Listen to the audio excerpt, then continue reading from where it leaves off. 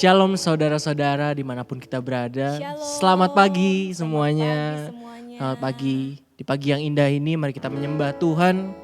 Mari kita siapkan hati dan pikiran kita. Mari kita tundukkan kepala kita. Mari kita bersatu dalam doa. Terima kasih Tuhan Yesus, terima kasih Tuhan Yesus, terima kasih buat berkat-Mu sepanjang hari ini. Di pagi hari yang indah ini Tuhan, kami berkumpul bersama untuk bersatu menyembah-Mu Tuhan. Terima kasih Tuhan, terima kasih. Terima kasih atas berkat-Mu, kami bersyukur kepada Engkau Allah yang hidup, Allah yang berdaulat dalam kehidupan kami. Kami siapkan hati dan pikiran kami untuk menyembah-Mu. Dalam nama Tuhan Yesus, dalam nama Tuhan Yesus kami telah berdoa dan mengucap syukur. Haleluya. Haleluya. Kemanakah aku dapat pergi? Menjauhi roh-Mu yang suci, Kau sahabat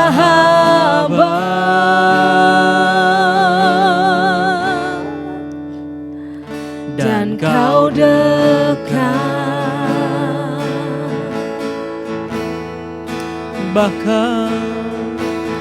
Bahkan seluruh pengabdianku tak bisa membalas kesetiaan-Mu, sungguh mulia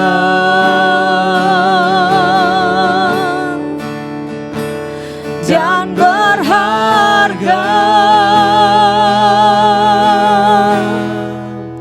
Sungguh besar pengorbanan-Mu bagiku, terlalu dalam untuk dimengerti. Sungguh besar,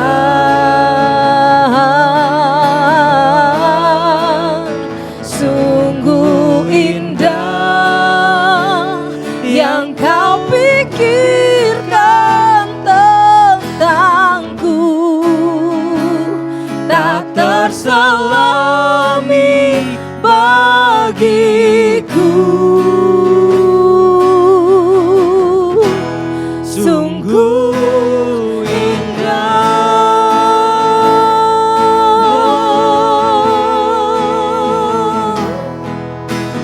bahkan seluruh pengabdianku tak bisa membalas kesetiaan-Mu, sungguh mulia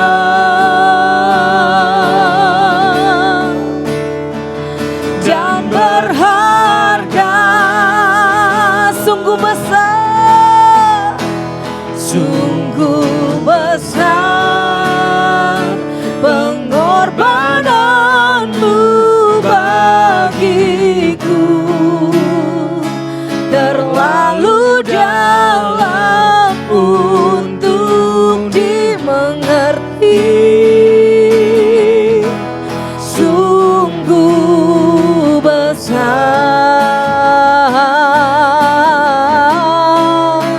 sungguh indah, yang Kau pikirkan tentangku, tak terselami bagiku. Sungguh indah, sungguh besar, sungguh besar pengorbanan-Mu bagiku, terlalu dalam untuk dimengerti. Sungguh besar, sungguh indah yang Kau pikirkan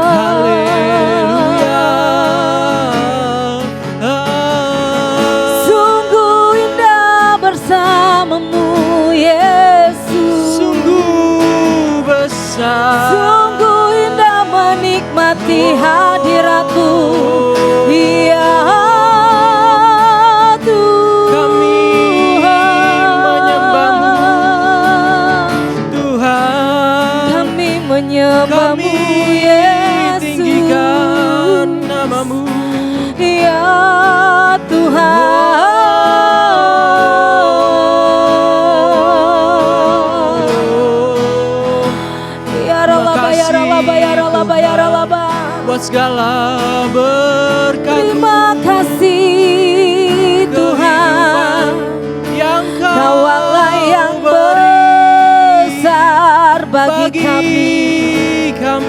Engkau baik Tuhan, Engkau yang ajaib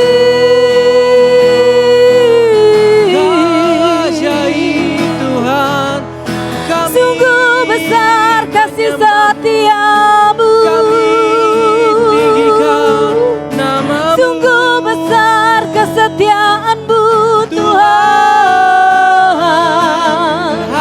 Sungguh besar perbuatanmu yang ajaib ya Tuhan.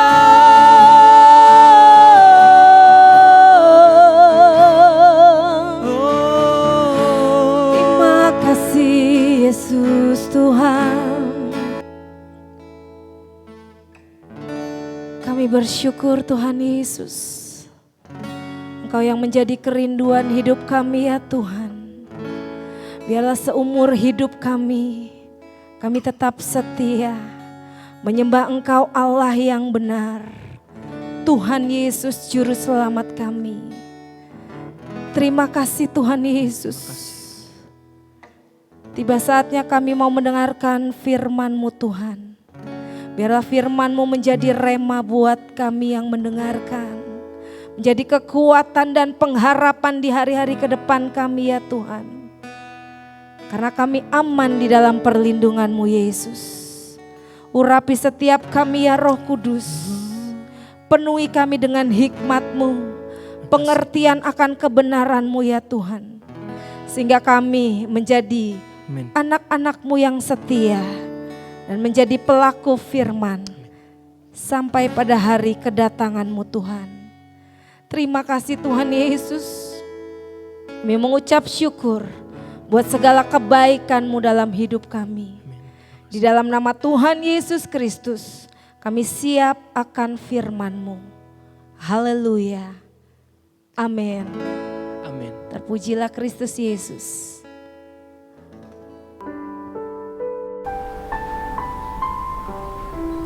Salam pemirsa yang dikasihi Tuhan, di mana saudara berada, di luar negeri maupun dalam negeri saat ini kita akan mendengarkan kebenaran firman Tuhan.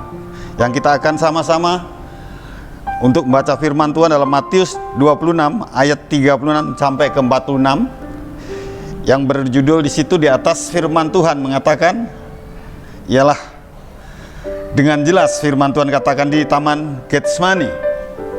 Maka itu akan kami bacakan firman Tuhan ini beberapa ayat. Maka sampailah Yesus bersama-sama murid-muridnya ke suatu tempat yang bernama Getsemani. Lalu ia berkata kepada murid-muridnya, "Duduklah di sini sementara aku pergi ke sana untuk berdoa."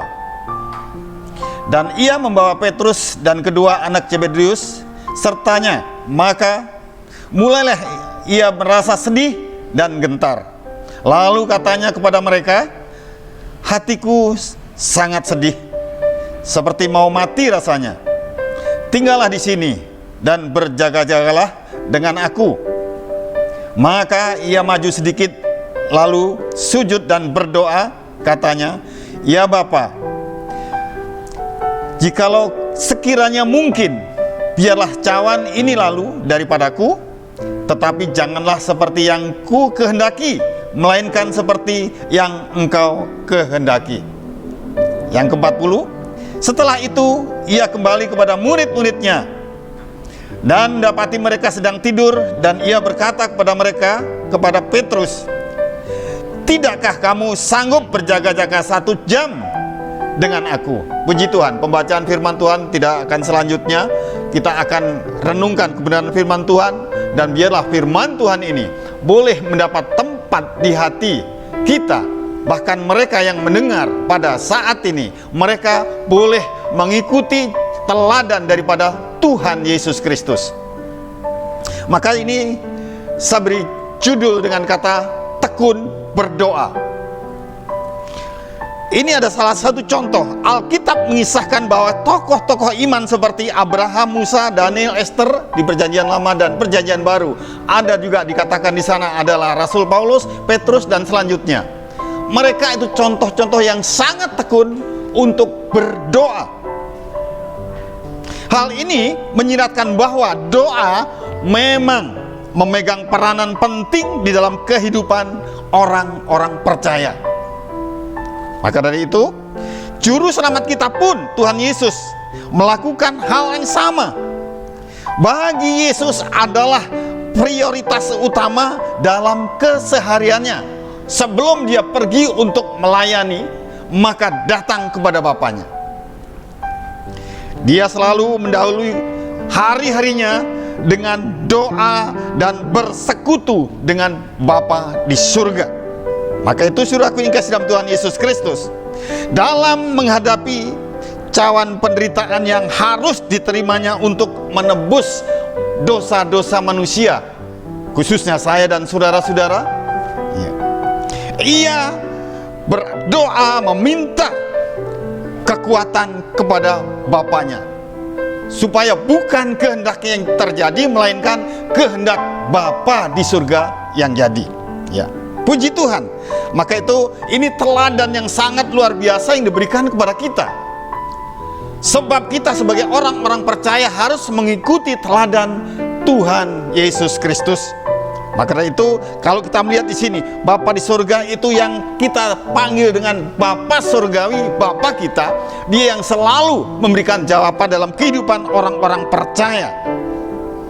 Bahkan sampai dengan saat-saat terakhirnya Tuhan Yesus yang harus mati di kayu salib, dia pun tetap berdoa meminta kekuatan kepada Bapa di surga.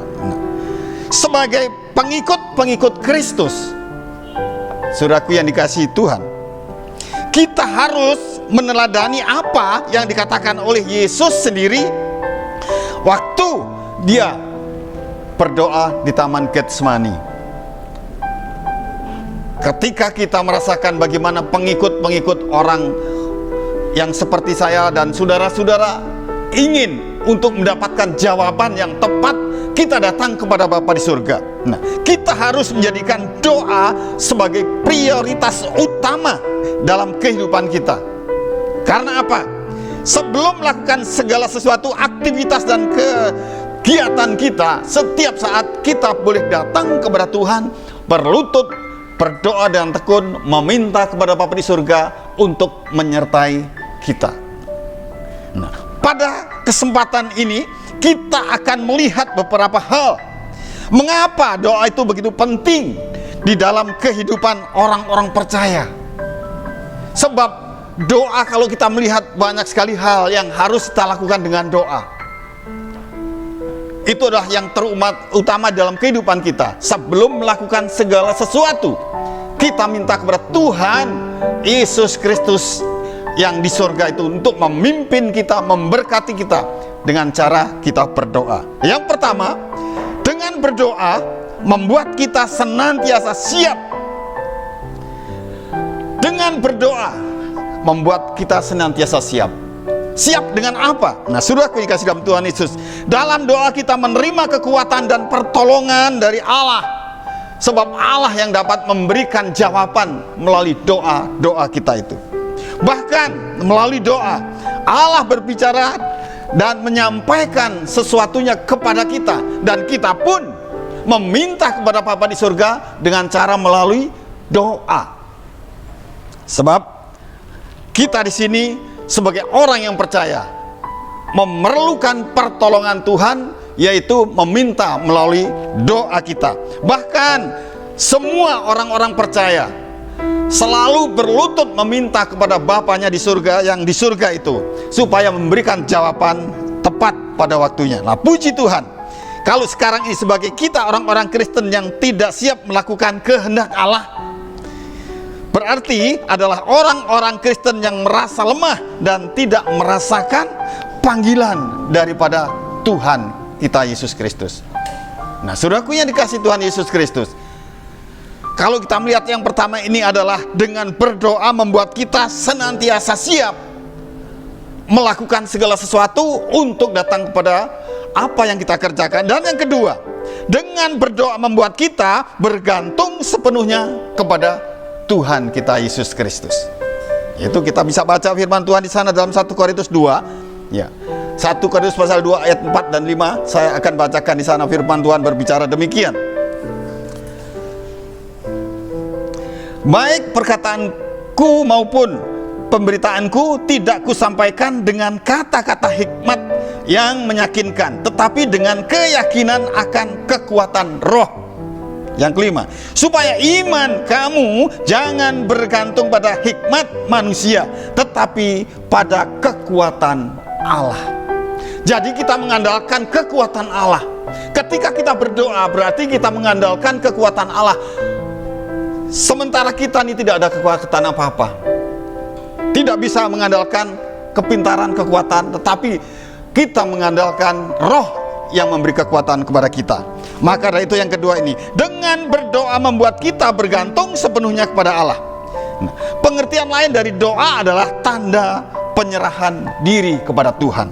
Kita serahkan diri kehidupan kita kepada Tuhan, biar Tuhan campur tangan apa yang kita kerjakan.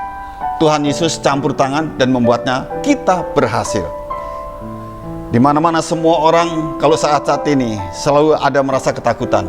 Sekalipun dikatakan dalam 1 Petrus 5 ayat 7 mengatakan, serahkanlah segala khawatirmu kepadanya karena dialah memperhatikan kamu. Tetap manusia itu ada kekhawatirannya. Maka dari itu perlunya kita datang kepada Tuhan dengan doa. Maka itu cara kita berdoa. Banyak hal cara untuk berdoa. Seperti kita sendiri dikatakan, merasakan dalam Yudas 1 ayat 20, bangunlah sendiri di atas dasar imanmu yang paling suci dan berdoalah dalam Roh Kudus. Ketika kita minta berdoa bersama dengan Roh Kudus, maka Roh Kudus memimpin kita untuk apa kita ini datang kepada Tuhan. Keperluannya apa? Tentunya untuk menyenangkan hati Tuhan dan menyenangkan hati sesama. Maka dari itu di sini kita harus meminta kekuatan daripada Roh Allah, yaitu Roh Kudus. Doa kita ini sungguh-sungguh dengan segenap hati, dengan kemurnian hati yang terdalam, maka Tuhan akan mendengar. Dan maka dengan luar biasa kita naikkan pujian syukur dengan doa, maka Tuhan Yesus hadir di tengah-tengah kita. Puji Tuhan. Kita teruskan firman Tuhan, bagaimana firman Tuhan mengatakan, doa kita menyerahkan kekhawatiran kita, ketakutan kita, bahkan ketidakberdayaan kita kepada Tuhan. Sebab manusia semua pasti merasakan pernah tidak berdaya. Tetapi yang penting di sini, kita perlu untuk datang kepada Tuhan, memohon pertolongan dan bergantung pada Roh Allah, Roh Kudus yang menyertai kita. Nah, saudaraku yang kasih dalam Tuhan Yesus, maka jalan satu-satunya adalah datang kepada Allah dan berbicara kepada Dia dengan cara ialah berdoa. Maka itu saudaraku yang kasih dalam Tuhan Yesus, dalam kehidupan saya sendiri saya merasakan semua itu adalah hasil daripada doa. Hasil daripada doa. Dari apapun yang saya kerjakan, saya selalu datang kepada Tuhan. Saya bertanya kepada Tuhan dan serahkan kepada Tuhan. Dan saya tunggu jawaban Tuhan. Kalau memang Tuhan yang menjawab, itu adalah lebih baik daripada hasil dari kekuatan kita sendiri.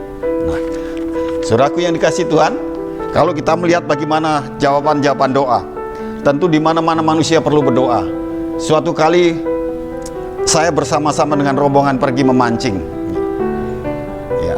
Dan rombongan itu mancing di salah satu laut di sana, dan pulang dari sana mobil saya tertinggal dengan mobil Pak Yudi, dengan mobil Pak Sem terlebih dahulu, dan saya waktu itu dengan Pak Simon ada 3 mobil yang tertinggal. Ya. Ternyata mobil saya itu yang paling tua, tidak masalah. Mereka sudah berangkat semua. Dan saya tertinggal di salah satu di daerah gunung, dan mereka sudah sampai di Pandeglang. Dan ketika waktu itu mobil Pak Yudi itu mogok sudah gitu lama, ditarik tidak bisa hidup, didorong pun dibakar, diganti air, tidak mau hidup. Ini suatu sudah mendekat maghrib, dan salah satu orang dari situ berbicara, Pak, kalau lihat di sini itu sering terjadi masalah. Kalau melewat di sini harus berbicara numpang-numpang. Saya langsung teringat Tuhan Yesus. Tuhan Yesus, saya anakmu.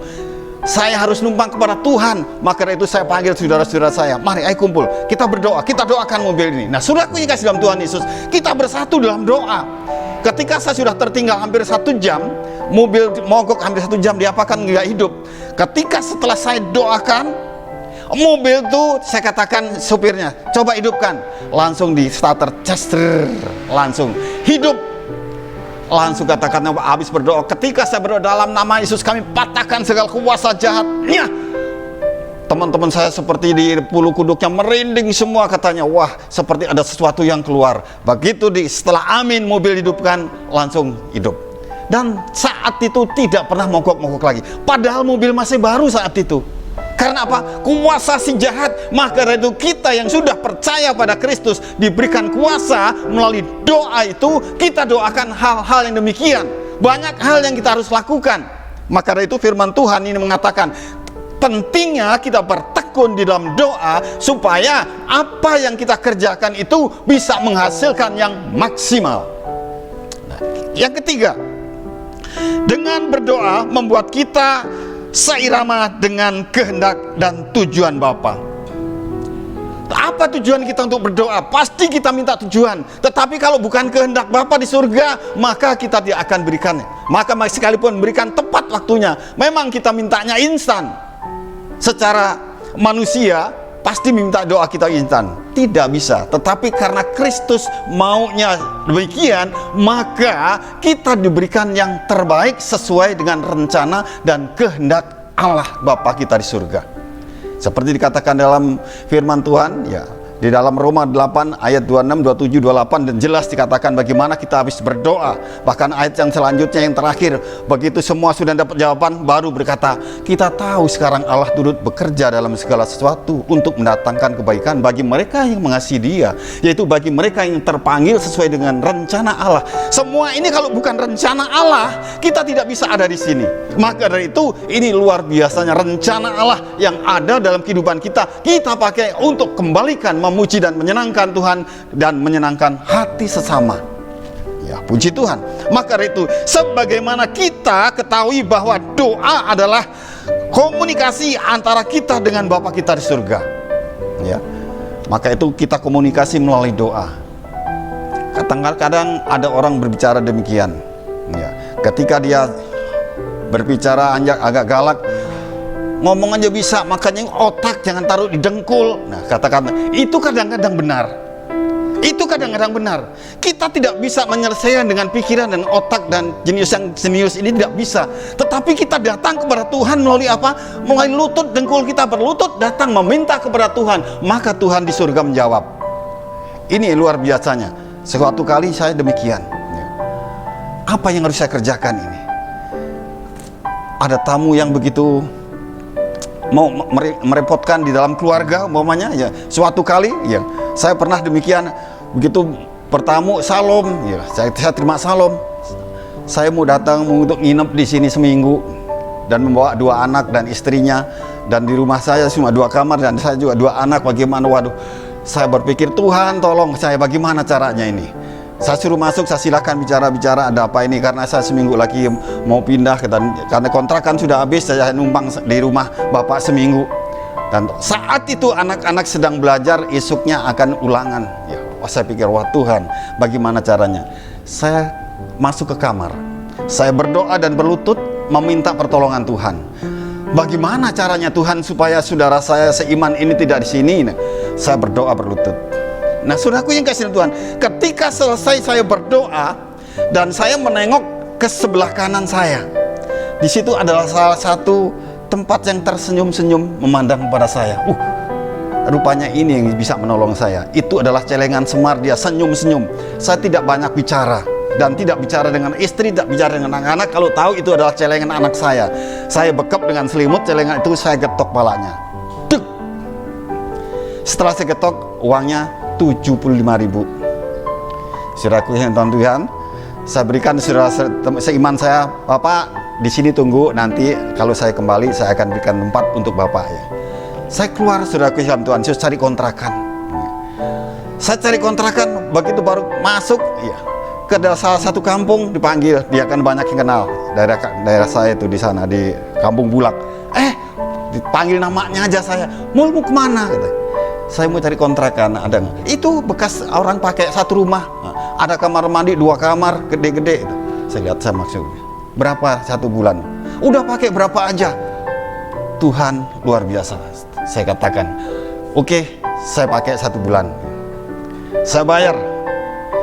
Setelah situ saya pulang, saya berikan kepada saudara seiman saya ini 1 tahun. Bapak ikut saya aja, saya punya tempat untuk ditempati bisa 2 bulan. Andai kata Bapak perlu 1 minggu, pakai saja ini 1 tahun ke sana. Semua ada kamar mandi, ada tempat tidur, ada kamar, dan ada juga dapur, silakan. Sebab kalau di sini kita sempit, nanti anak-anak akan repot. Nah, puji Tuhan, karena apa? Karena hasil doa. Kalau saya tidak ada berdoa, mungkin ini otak saya akan, waduh, bagaimana caranya?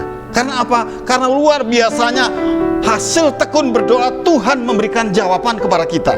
Amin. Maka di firman Tuhan ini jawaban adalah melalui doa-doa orang yang benar, maka sangat besar kuasanya. Dikatakan firman Tuhan di dalam Yakobus, maka itu saudaraku yang kasih dalam Tuhan, dengan adanya komunikasi dan hubungan yang karib dengan Tuhan, maka Tuhan tahu apa kebutuhan kita. Maka firman Tuhan ini menjelaskan kepada saya dan saudara supaya kita selalu ada hubungan intim dengan Kristus Tuhan yang Bapa di surga itu. Supaya apa kebutuhan kita, Tuhan tahu dan Tuhan akan berikan. Puji Tuhan. Sebab apa yang kita lakukan ini bisa menyenangkan hati Tuhan dan menyenangkan hati sesama. Nah, saudaraku yang kasih dalam Tuhan Yesus Kristus, maka saya merasakan bagaimana kehidupan orang yang selalu bertekun dan berdoa, menyerahkan hidupnya sepenuhnya dalam Tuhan, maka Tuhan Yesus campur tangan. Itu adalah kesaksian-kesaksian, memang adalah. Kita teruskan sekarang sedikit lagi firman Tuhan.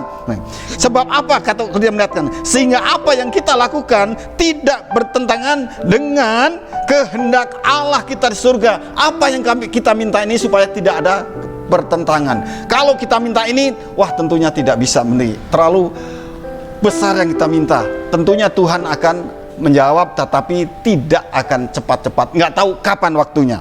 Seperti yang dikatakan firman Tuhan mengatakan, tetapi kehendak Bapa saja yang terjadi, seperti doa Kristus sendiri di Taman Getsemani. Apa yang dia katakan? Biarlah kehendakmu Bapa yang terjadi, bukan kehendakku.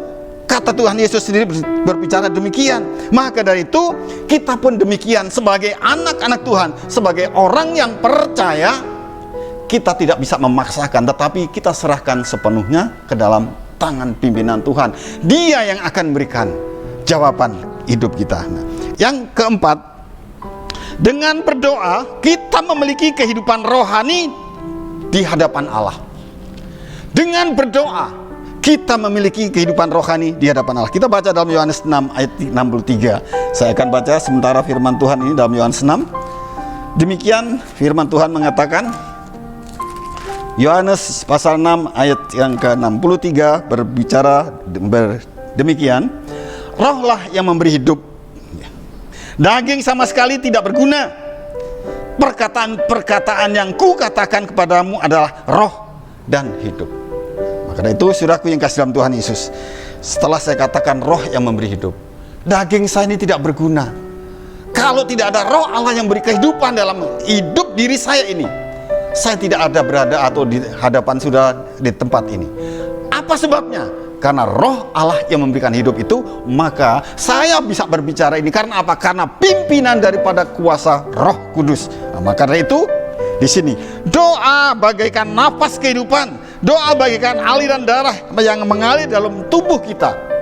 Soalnya doa ini sangat penting di dalam kehidupan orang-orang yang percaya kepada Kristus. Segala sesuatu kita mulai dengan doa.